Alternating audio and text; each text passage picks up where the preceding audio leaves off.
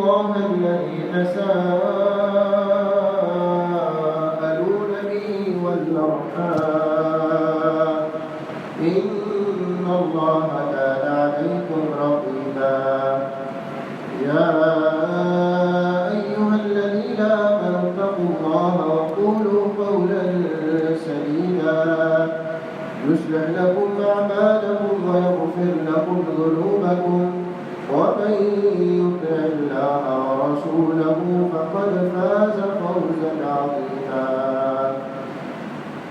سبحانك لا علم لنا إلا ما علمتنا إنك أنت العليم الحكيم رب اشرح لي صدري ويسر لي أمري واحلل عقدة من لساني يفقهوا قولي رب زدني علما اللهم انفعنا بما علمتنا وعلمنا ما ينفعنا وزدنا علما أما بعد فإن خير الحديث كتاب الله وخير الهدي هدي محمد صلى الله عليه وسلم وشر الأمور محدثاتها وكل محدثة بدعة وكل بدعة ضلالة وكل ضلالة في النار أعوذ بالله السميع العليم من الشيطان الرجيم من همزه ونفخه ونفثه بسم الله الرحمن الرحيم إن الذين قالوا ربنا الله ثم استقاموا فلا خوف عليهم ولا هم يحزنون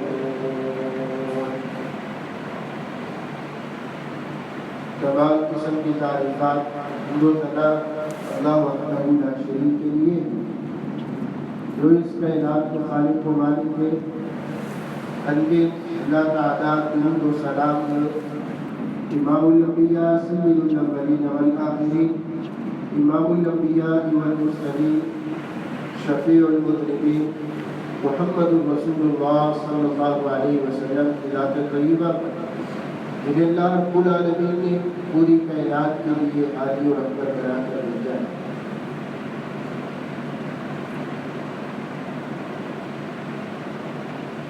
سورۃ الاحقاف کی ایک آیت مبارکہ میں نے آپ کے سامنے تلاوت کی ہے۔ اس میں اللہ رب العالمین فرما رہا ہے کہ ان الذین قالوا ربنا اللہ ثم استقاموا، بے شک وہ لوگ جنہوں نے کہا کہ ہمارا رب اللہ ہے، پھر اس پر ڈٹ گئے، استقامت اختیار کر لی، فلا خوف علیہم ولا هم یحزنون، ان کے لیے کوئی خوف اور کوئی غم نہ ہوگا۔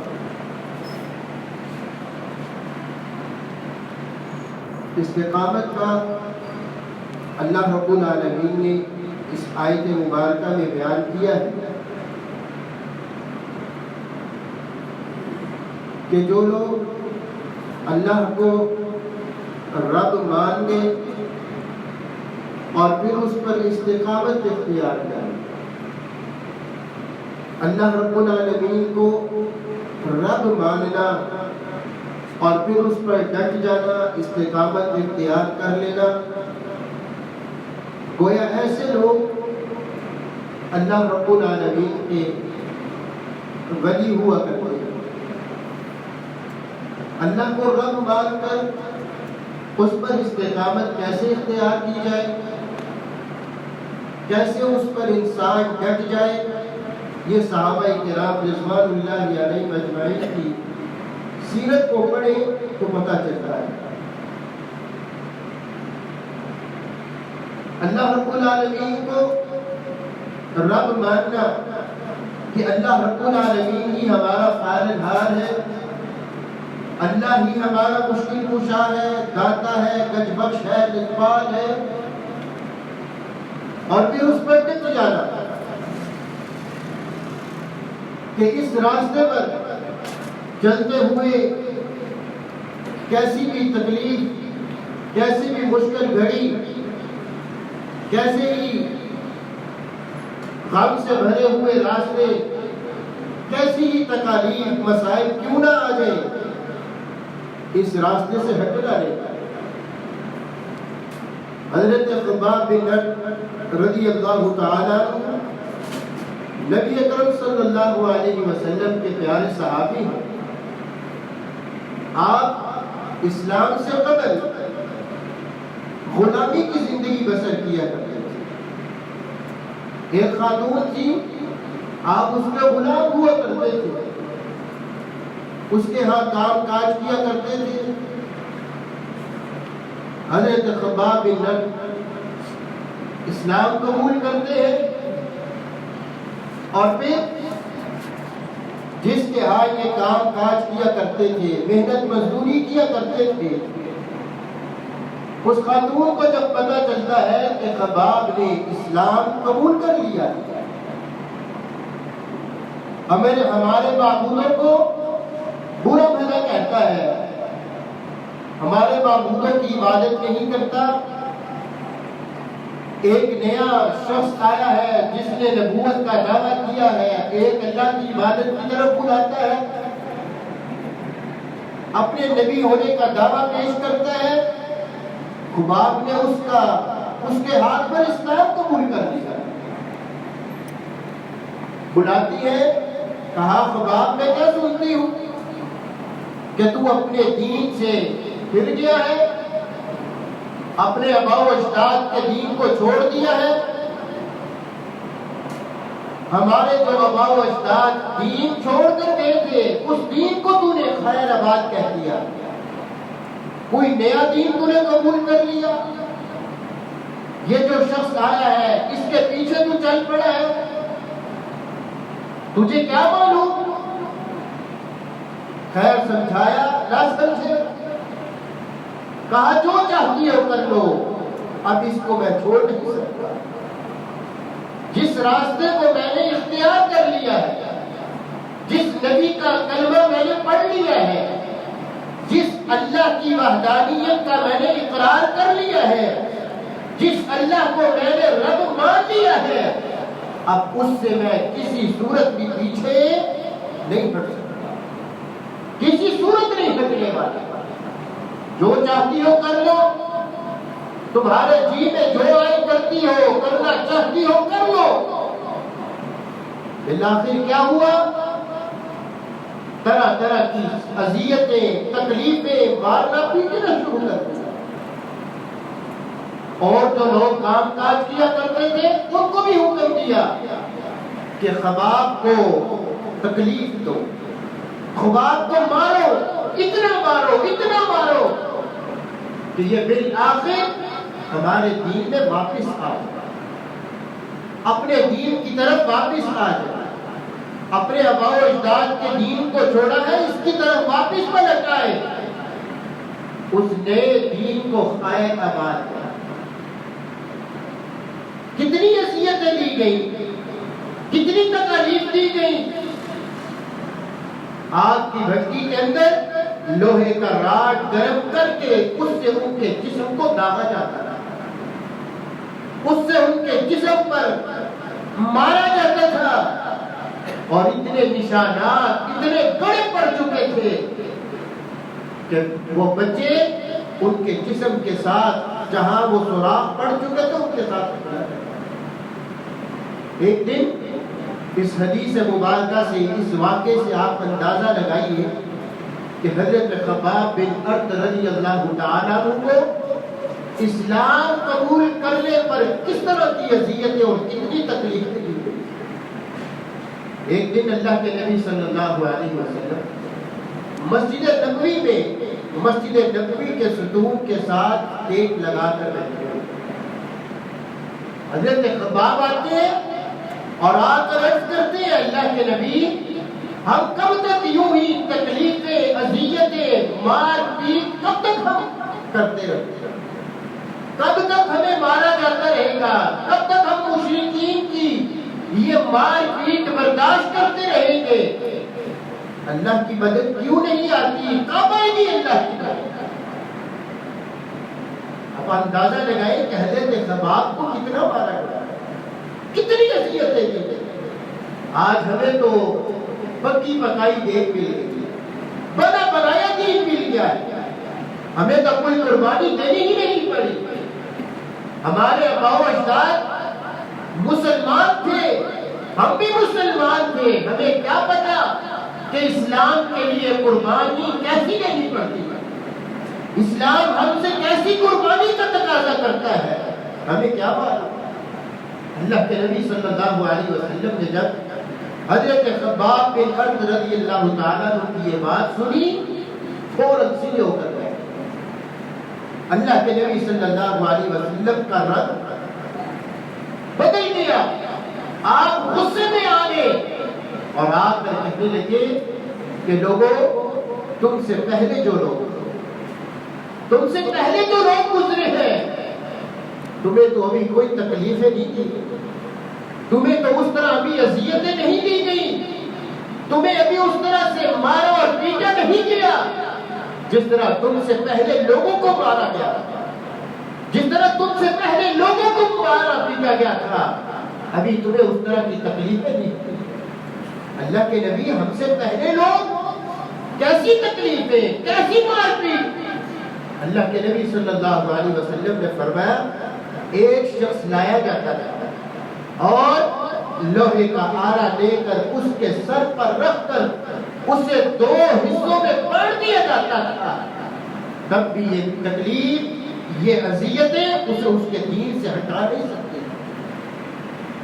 آپ اندازہ لگائیں کہ لوہے کے آرے سے ایک شخص کو چیرا جا رہا ہے، دو حصوں میں تقسیم کیا جا رہا ہے، اتنی تکلیف، پھر بھی یہ تکلیف اسے اس کے دین سے نہیں پھیر سکے۔ یہ ہے ربنا اللہ ثم استقاموا، جس رب کو مان لیا ہے، جس اللہ کو حاجت روا مشکل کشا مانا ہے، لجپال مانا ہے، پھر اس کے علاوہ کوئی اور نہیں ہوتا، اس پر استقامت اختیار کیا۔ سیدنا بلال رضی اللہ تعالیٰ عنہ کی سیرت کو دیکھیں، غلامی والی زندگی بسر کیا۔ کون نہیں جانتا کہ عرب کی صحرائی زمین تپتی ہوئی دھوپ میں حضرت بلال کو ننگے بدن گھسیٹا جاتا تھا، مکے کی گلیوں میں پھرایا جاتا تھا کہ بلال احد احد کہنا چھوڑو، اللہ ایک ہے، اللہ ایک ہے کہنا چھوڑ دے، واپس آ جا اپنے آباء و اجداد کے دین کی طرف۔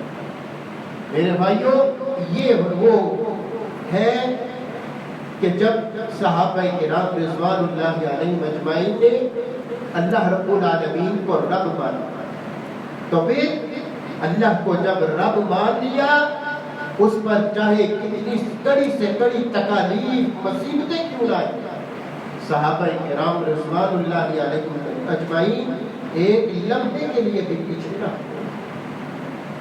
یہ ہے استقامت۔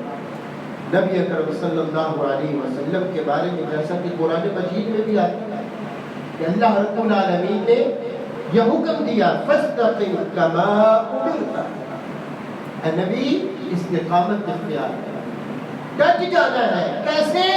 جیسے آپ کو حکم دیا۔ اللہ رب العالمین نے گویا نبی اکرم صلی اللہ علیہ وسلم کو یہ حکم دیا ہے کہ انسان کہ آپ ڈٹ جائیے، استقامت اختیار کر، بڑی سے بڑی مصیبت، آزمائش، تکلیف کیوں نہ آ جائے، آپ کو کسی صورت بھی اس دین سے ہٹنا نہیں چاہیے۔ گویا ان تکالیف کو، ان مسائل کو، ان آزمائشوں کو آپ برداشت کریں، صبر کریں ہوئے، پھر ایک دن آئے گا اللہ رب العالمین اس صبر کرنے کا نتیجہ آپ کو دے گا۔ تو میرے بھائیوں، گویا اسلام نے، شریعت نے ہمیں استقامت کا حکم دیا۔ نبی اکرم صلی اللہ علیہ وسلم کے پاس ایک شخص آیا اور آ کر یہ عرض کرنے لگے، اللہ کے نبی، وہ بہترین چیز اسلام کا بہترین عمل، آپ اس بارے میں میری رہنمائی فرما دیں۔ نبی اکرم صلی اللہ علیہ وسلم نے کیا فرمایا؟ قل آمنت باللہ ثم استقم، کہہ لیجیے کیا کہنا ہے؟ تو کہہ کہ میں اللہ پر ایمان لایا پھر اس پر ڈٹ گیا، اللہ پر ایمان لایا اور پھر ڈٹ گیا۔ تو میرے بھائیوں، شریعت نے ہمیں استقامت اختیار کرنے کا حکم دیا۔ اسی طرح نیک اعمال پر استقامت، ڈٹ جانا، مداومت، ہمیشگی کرنا، یہ شریعت کو بہت مطلوب ہے اور محبوب بھی ہے۔ کوئی بھی عمل آپ لے لیں، نبی اکرم صلی اللہ علیہ وسلم نے جیسا کہ فرمایا کہ احب الاعمال الى اللہ ادومها وان قل، کہ اللہ رب العالمین کو سب سے زیادہ پسندیدہ عمل وہ ہے جس پر ہمیشگی ہو، جس کو انسان استقامت کے ساتھ کرے، اس پر استقامت اختیار کرے، ڈٹ جائے، اور پھر اگرچہ وہ عمل تھوڑے ہی کیوں نہ ہو۔ صحابہ کرام کی سیرت کو دیکھیں، پھر صحابہ کرام کی سیرت کی طرف آ جائیں۔ صحابہ کرام نے کیسے عمل کر کے دکھایا؟ چھوٹا سا عمل جیسا کہ ہم سنتے رہتے ہیں، نبی اکرم صلی اللہ علیہ وسلم نے فرمایا، ام المؤمنین ام حبیبہ رضی اللہ تعالی عنہ اس حدیث کی راوی ہے، وہ فرماتی ہے میں نے نبی اکرم صلی اللہ علیہ وسلم سے سنا کہ آپ صلی اللہ علیہ وسلم نے فرمایا کہ جو شخص دن میں 12 رکعات ادا کرے، فرائض کے علاوہ 12 رکعات ادا کرے، اور پھر اللہ رب العالمین ان 12 رکعات کے بدلے میں ایسے خوش نصیب کا گھر جنت میں بنا دے۔ 12 رکعات، یہ وہی 12 رکعات ہے جو ہم فرائض کے علاوہ سنت کے موقع ادا ہیں۔ دوسری حدیث میں ان کی وضاحت کہ یہ وہ 12 رکعات جو فجر سے پہلے 2 سنت ادا کی جاتی ہیں، ظہر سے پہلے کی 4 ہے، ظہر کے بعد کی 2 ہے 8، 2 مغرب کے بعد اور 2 عشاء کے بعد۔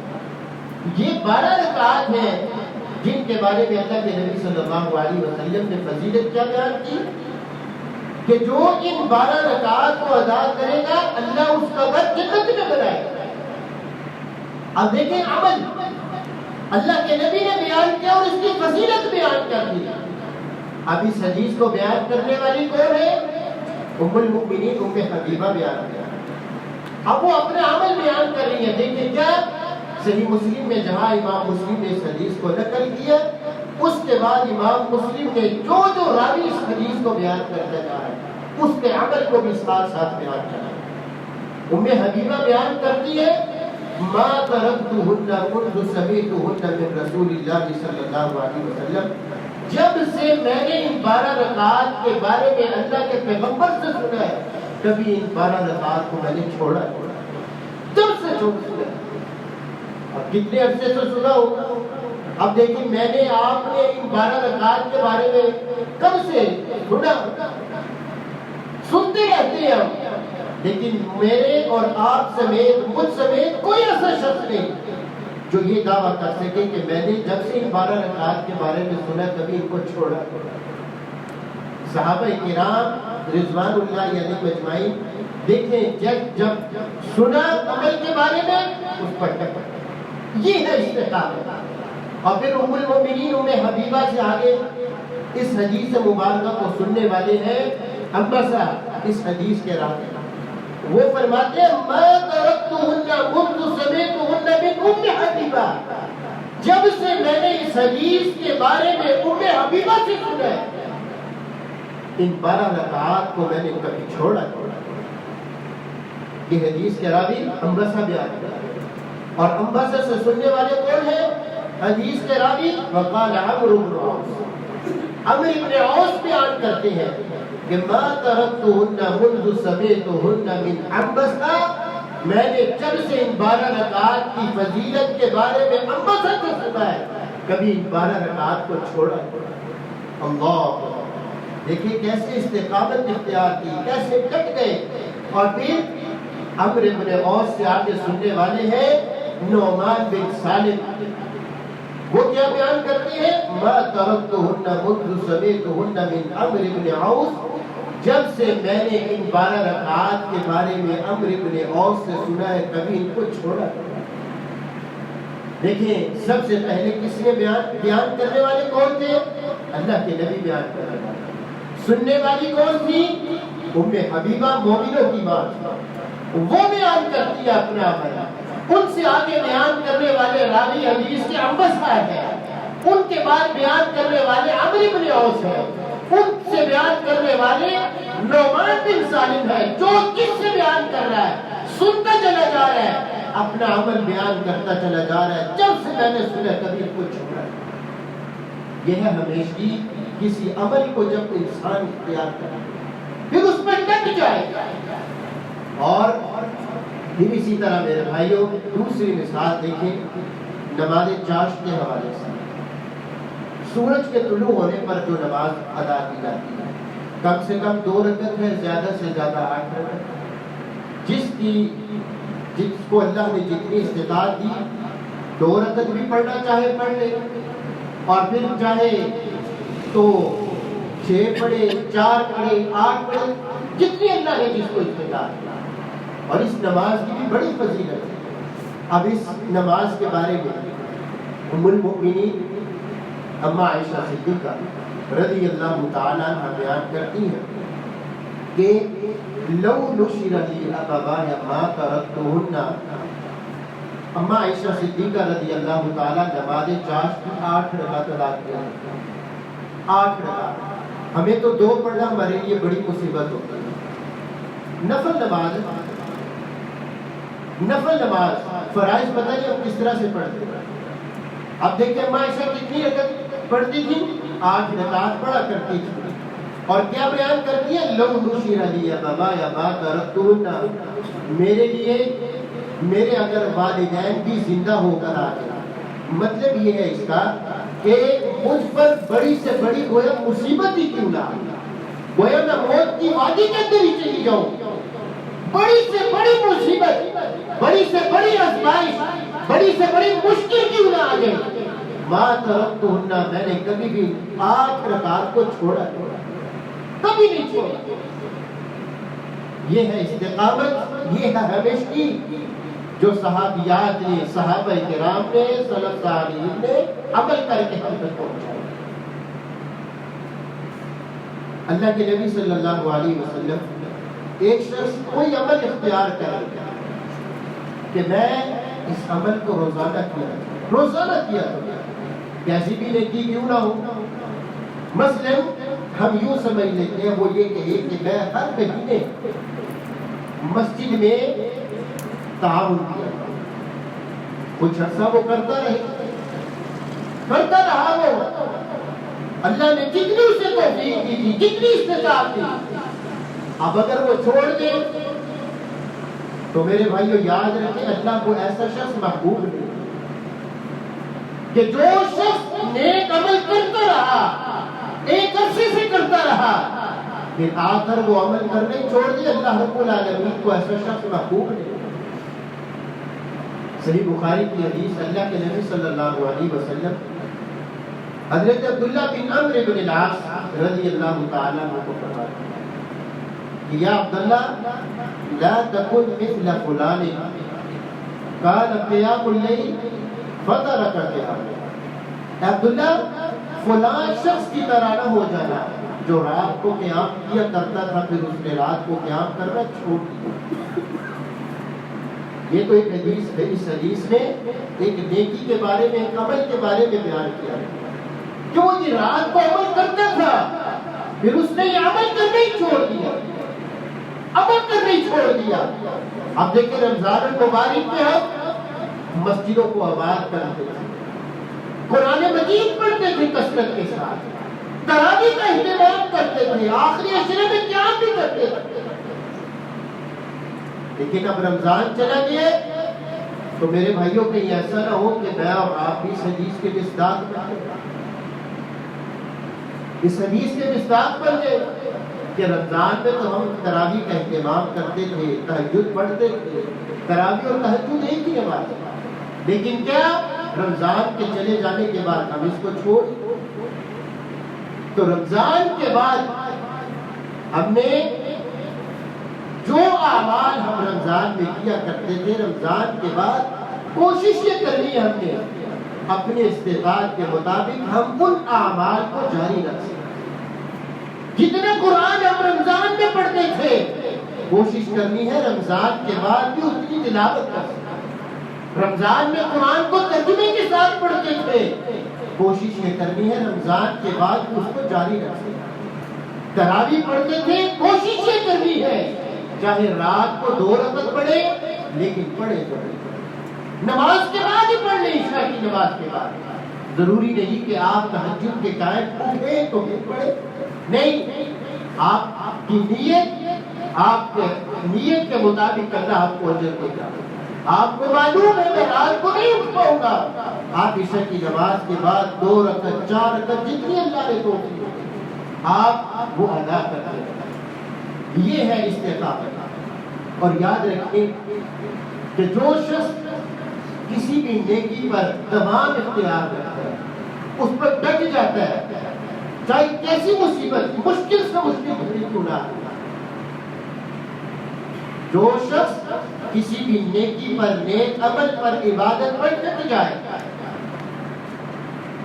کہ میں نے کرنی ہے یہ نیکی، کسی بھی صورت چھوڑنا نہیں، لیکن بالفرض بیماری آ جائے، بیماری کی وجہ سے انسان نہیں کر پاتا، یا سفر کی وجہ سے انسان نہیں کر پایا، تو یاد رکھیے اللہ رب العالمین کی رحمتیں اور برکتیں دیکھنے ذرا کہ انسان بیماری کی وجہ سے وہ نیکی نہیں کر سکا،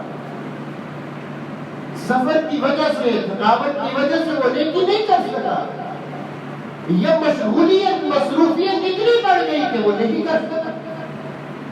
اللہ کے نبی کے پیارے صحابی ابو موسیٰ اشعری بیان کرتے ہیں، ابو داؤد کی حدیث، فرماتے ہیں اللہ کے نبی سے میں نے 1 مرتبہ نہیں، 2 مرتبہ نہیں، کئی مرتبہ سنا کیا کہ جو شخص کسی عمل پر دوام اختیار کرتا ہے، کسی نیکی کو مسلسل کرتا ہے، اس کی کوشش یہ ہوتی ہے میں کسی صورت اس کو نہ چھوڑوں، لیکن سفر کی وجہ سے، بیماری کی وجہ سے، مصروفیت کی وجہ سے وہ کسی دن نہیں کر پایا یا کچھ عرصہ نہیں کر پایا، اللہ کے نبی صلی اللہ علیہ وسلم کیا فرماتے ہیں کہ جن ایام میں سفر کی وجہ سے، بیماری کی وجہ سے یا مصروفیت کی وجہ سے وہ نہیں کر پایا، اللہ رب العالمین اپنے فضل برکت کی وجہ سے اسے نہ کر سکنے کی وجہ سے بھی اللہ اتنا ہی اجر دیتے ہیں جس حالت میں وہ عبادت کیا کرتا تھا،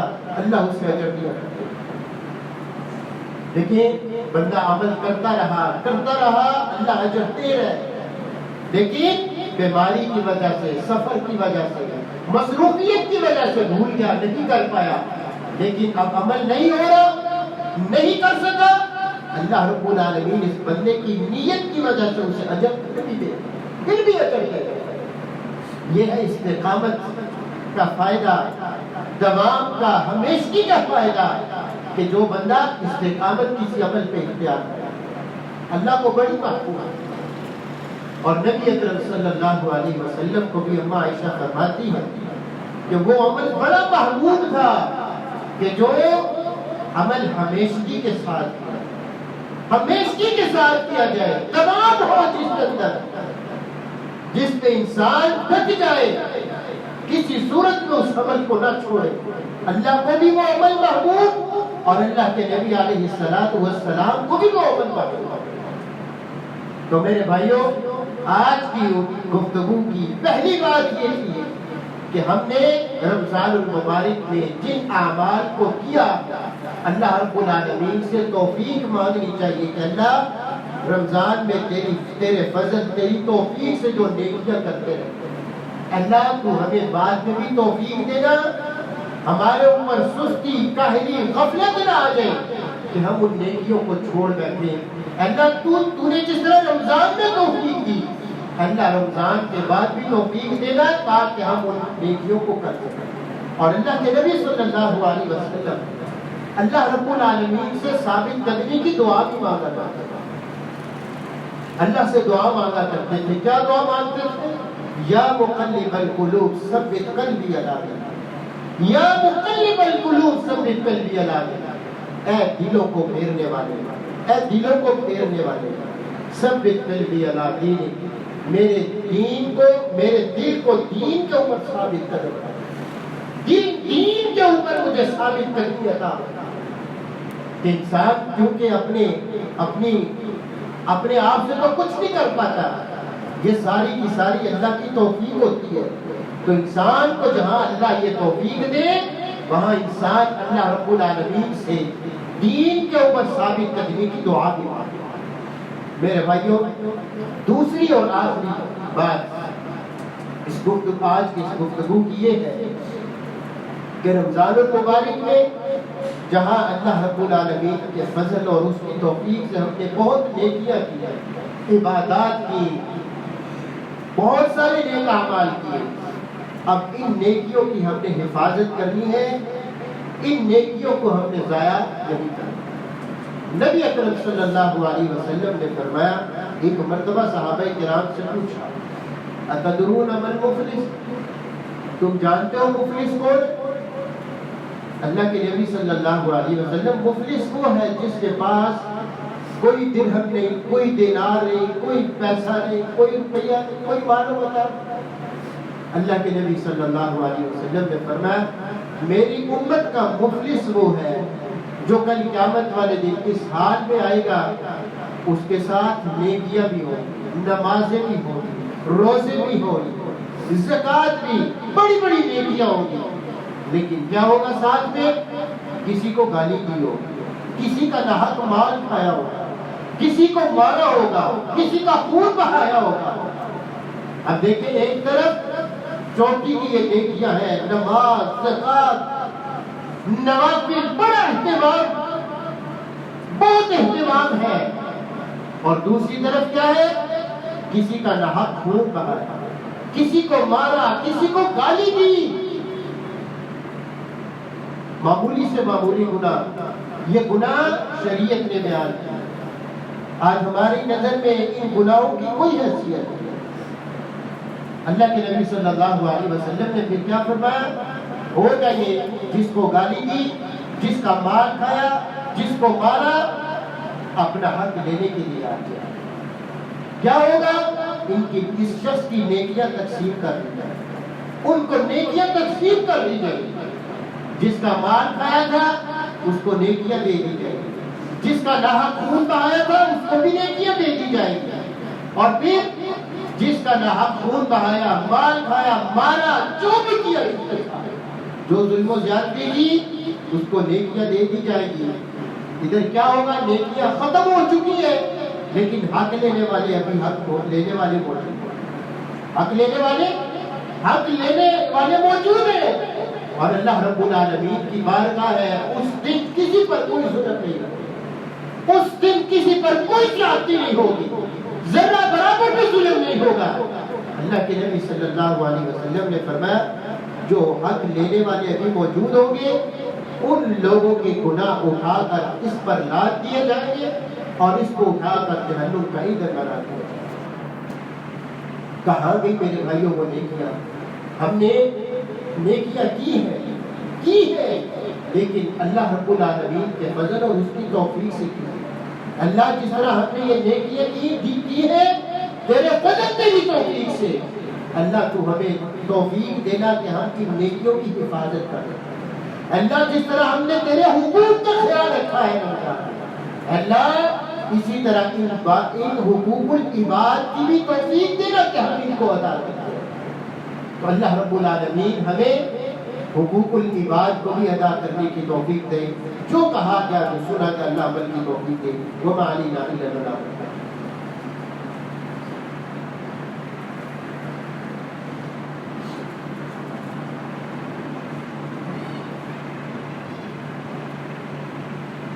إن الحمد لله نحمده ونستعينه ونستغفره ونعوذ بالله من شرور أنفسنا ومن سيئات أعمالنا، من يهده الله فلا مضل له ومن يضلل فلا هادي له، وأشهد أن لا إله إلا الله وحده لا شريك له وأشهد أن محمدا عبده ورسوله. أما بعد فإن خير الحديث كتاب الله وخير الهدي هدي محمد صلى الله عليه وسلم وشر الأمور محدثاتها وكل محدثة بدعة وكل بدعة ضلالة وكل ضلالة في النار. ایک بات کی وضاحت کر دینا ضروری سمجھتا ہوں. استقامت کے حوالے سے ہم نے پہلی بات جو سنی اور اس حوالے سے صحابہ کرام صحابیات کی چند مثالیں جو آپ کے سامنے بیان کی ہیں. آپ ذرا غور کریں کہ پہلی مثال جو میں نے 12 رکعات کی تھی وہ 12 رکعات فرائض میں سے نہیں ہے، سنت ہے. آپ پڑھیں گے اللہ آپ کو اجر دے گا اور پڑھنی چاہیے. جہاں اس کا بڑا اجر نبی اکرم نے بیان کیا ہے وہاں کا ایسا نہ ہو کہ قیامت والے دن ہمارے نامہ اعمال میں صرف فرائض ہو، ان کی بھی کمی ہو، تو نماز کی کمی کو پورا کرنے کے لیے ان سنت کا ان نوافل کا اہتمام انسان کو کرنا چاہیے. ایک مثال یہ تھی کہ سنتیں ہیں، اور پھر دوسرے نمبر پر جو صلاۃ الضحیٰ چاش کی نماز کی مثال تھی، اور پھر تیسرے نمبر پہ اللہ کے نبی نے جو حضرت عبداللہ بن عمرو بن العاص کو کہا کہ رات کا قیام. اب دیکھیں اللہ کے نبی نے گویا شریعت نے نوافل پر دوام، نوافل پر مستقل اور ہمیشگی کی طرف توجہ دی.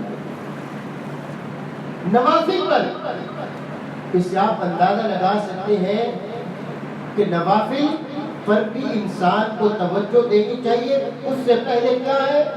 فرائض. کہیں ایسا نہ ہو کہ ہماری توجہ نوافل کی طرف ہو، نوافل کی طرف ہو، فرائض کی طرف، فرائض سے ہم سستی اور کاہلی کریں، غفلت کا شکار ہو جائیں، فرائض کا اہتمام نہ کریں اور نوافل کا ہم خوب اہتمام کریں. تو میرے بھائیوں یہ نوافل ہمیں اس وقت فائدہ دیں گے جب ہم فرائض کا بھرپور طریقے سے اہتمام کریں. فرض نماز ہم باجماعت ادا کرنے کی کوشش کریں، وقت پر ادا کریں. پھر اس کے بعد دوسرے نمبر پر ان نوافل کا. تو حضرات صحابہ کرام سلف صالحین جہاں نوافل پر ہمیشہ دوام اختیار کرتے تھے وہاں سلف صالحین فرض نماز کا بالاولا زیادہ اہتمام کرتے، بہت اہتمام کرتے. حضرت عطا بن ابی رباح، سعید بن مسیب کے بعد تابعین میں ان کا شمار ہوتا ہے. بڑی ان کی سیرت ہو گئی. 40 سال تک کہتے ہیں ایک نماز بھی ایسی نہیں تھی جو میں نے باجماعت ادا نہ کی. باجماعت ادا نہ کی. کتنی نمازیں ادا کی، باجماعت ادا کی.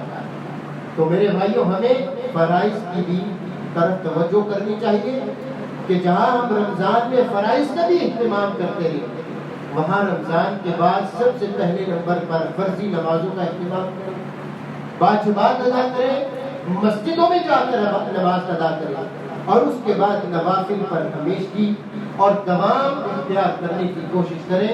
اللہ مجھے آپ کو عمل کرنے کی توفیق عطا فرمائے.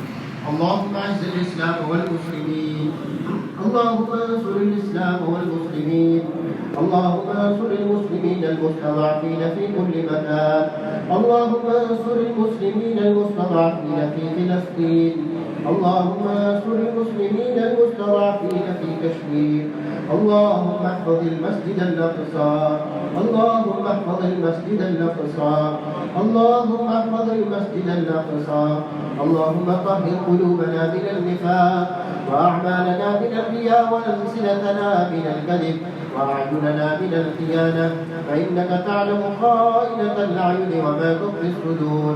ان الله يأمر بالعدل والاحسان وإيتاء ذي القربى وينهى عن الفحشاء والمنكر والبغي يعظكم لعلكم تذكرون.